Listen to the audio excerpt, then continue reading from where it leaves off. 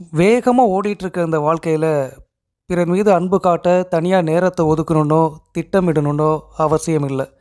போகிற போக்கில் நாம் செய்கின்ற சின்ன சின்ன செயல்கள் மூலம் கூட அன்பை வெளிப்படுத்த முடியும் என்பதை விளக்கும் கதை இது.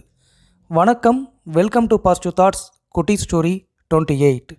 ஒரு தனியார் அலுவலகத்தில் வேலை பார்க்கக்கூடிய நபர் அவர்.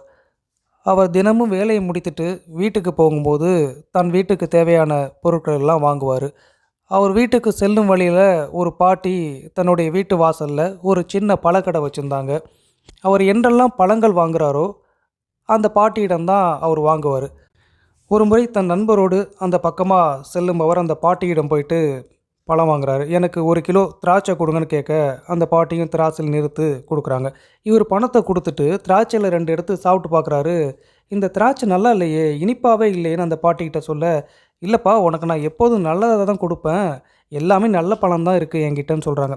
இல்லை இல்லை, நீங்கள் சாப்பிட்டு பாருங்கள், இந்தாங்க இந்த 5 திராட்சையை சாப்பிட்டு பாருங்கள், அப்போ தான் உங்களுக்கு தெரியும்னு இவர் வாங்கினதுலேருந்து எடுத்து கொடுக்குறாரு. அந்த பாட்டி ஒரு 4-5 திராட்சையை சாப்பிட்டுட்டு, நல்லா இனிப்பாக தான்ப்பா இருக்குது, நீ வாங்கிட்டு போய் வீட்டில் கொடு அப்படின்னு சொல்கிறாங்க. சரி, இவ்வளோ தூரம் சொல்கிறீங்க, நான் நம்பி வாங்கிட்டு போகிறேன்ட்டு போகிறாரு. ஒரு 4-5 நாட்கள் கழித்து மறுபடியும் அந்த வழியாக தான் நண்பரோடு பேசிட்டு வர அவர் அந்த பாட்டிகிட்ட போயிட்டு மறுபடியும் பழம் வாங்குறாரு.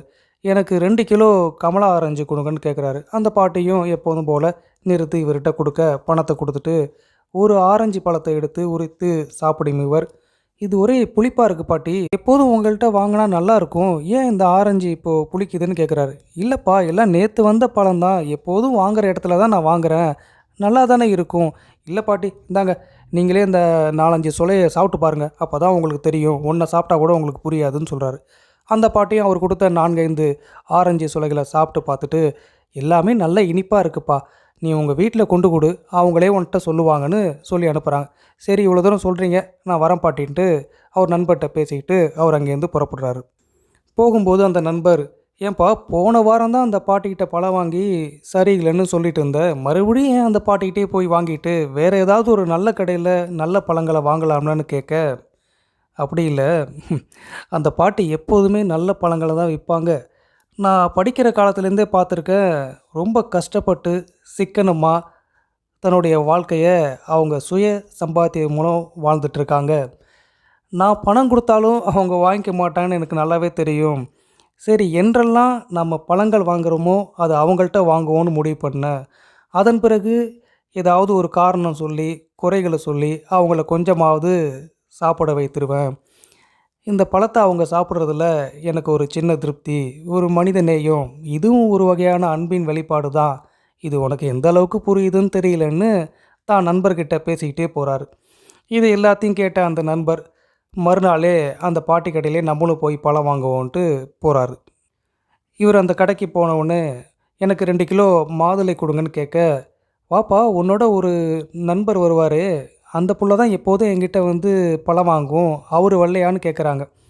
இல்லைம்மா, அவர் வெளியூர் போயிருக்காரு, நான் எங்கள் வீட்டுக்கு பழம் வாங்க வந்தேன், சரி அவர் சொன்னதுனால உங்ககிட்டே வாங்கலான்னு வந்தேன் பாட்டி அப்படின்னு சொல்ல, அப்படியா, உன்னுடைய நண்பன் என்கிட்ட தான் பழம் வாங்குவார், வாங்கும் போதெல்லாம் ஏதாவது ஒரு குறை சொல்லி என்னை சாப்பிட வச்சிடுவான், நான் சாப்பிட்றதுல அந்த பிள்ளைக்கு அவ்வளோ ஆனந்தம், இதெல்லாம் எனக்கு தெரியாதுன்னு அந்த புள்ள நினச்சிக்கிட்டு இருக்குது, நானும் அவன் சொல்கிறதுனாலே என்னமோ அதை சாப்பிட்டுடுவேன், ஆனால் அவன் ஒவ்வொரு தடவை என்கிட்ட பழம் வாங்கும் போதும் என்னை மீறி ஒரு பழத்தை நான் கூட போட்டுடுவேன், எத்தனையோ முறை நான் எடையை கூட்டி தான் அவனுக்கு கொடுத்துருக்கேன், இது நான் அவன் காசில் சாப்பிடக்கூடாது என்பதற்காக இல்லை, என்னமோ தெரியல, என்னை மீறி அந்த புள்ள என் மேலே வச்சுருக்க அன்புக்கு நான் ஏதாவது செய்யணும்னு தோணுனதுனால நான் இதை செஞ்சேன்னு சொல்கிறாங்க.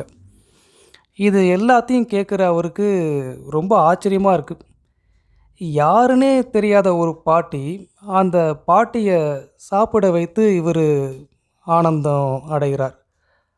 அந்த அன்பிற்கு பதிலாக அதுக்கு பிராயச்சித்தமாக இந்த பாட்டி ஒரு பழத்தை அதிகமாக கொடுத்து திருப்தி அடைகிறாங்க. இப்படி சின்ன சின்ன செயல்கள் கூட அன்பை வெளிப்படுத்த முடியுமா? இந்த உலகம் இவ்வளோ இனிமையானதா, இந்த அன்பு இவ்வளவு அழகானதா என்று எண்ணி பூரிப்படைகிறார். உண்மைதாங்க, மிகவும் பரபரப்பாக பணத்தை தேடி ஓடிட்டு இருக்க இந்த வாழ்க்கையில் வாய்ப்பு கிடைக்கும் போதெல்லாம் பிறர் மீது அன்பு செலுத்தி பாருங்கள். அதில் கிடைக்கும் ஆனந்தத்திற்கு, அதில் கிடைக்கும் திருப்திக்கு ஈடு இணையே இல்லை. நாம் யார் என்பதை நிரூபிக்க ஆதார் அட்டை, வாக்காளர் அட்டை, குடும்ப அட்டை இவை எல்லாமே சான்றுகள். ஆனால் நாம் மனிதர் என்பதை நிரூபிக்க அன்பு ஒன்று மட்டும்தான் சான்று. ஓகே ஃப்ரெண்ட்ஸ், இந்த கதை பிடிச்சிருந்தா மறக்காமல் லைக் பண்ணுங்கள். நீங்கள் பண்ணுற லைக்கு தான் இந்த பதிவை மேலும் பல பேருக்கு கொண்டு போய் சேர்க்கும். இது வரைக்கும் நம்ம சேனலை சப்ஸ்கிரைப் பண்ணாதவங்க சப்ஸ்கிரைப் பண்ணுங்கள், சப்போர்ட் பண்ணுங்கள். மீண்டும் சந்திப்போம். நன்றி.